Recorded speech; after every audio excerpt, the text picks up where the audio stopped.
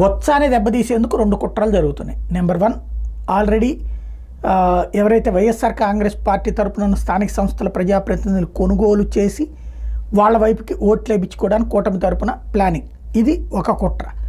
రెండవ కుట్ర వచ్చేటప్పటికి నిన్నటి నుంచి బొత్స మీద క్యారెక్టర్ అసాసినేషన్. ఎవరినైనా సరే దెబ్బతీయాలంటే వాళ్ళ వ్యక్తిగత జీవితాల్లో, మన ఇంట్లో వ్యక్తిగత జీవితాలను కనుక మాట్లాడితే అబ్బాయి వ్యక్తిగత జీవితాల్లోకి అడుగు పెడతారా మా నాయకుల జీవితాల్లోకి అంటూ రచ్చరచ్చ చేసేటటువంటి వాళ్ళు ఎదుటి వాళ్ళ వ్యక్తిగత జీవితాల్లోకి అడుగు పెట్టడం.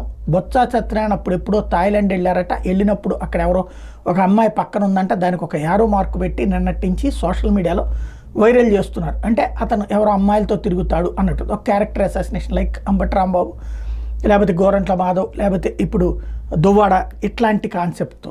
ఇది ఇప్పుడు ఈ కారణంగా రేపు పొద్దున ఓట్లు వేయము అని చెప్పి ఎవరి చేతనని చెప్పిస్తారా ఏంటనేది చూడాలి.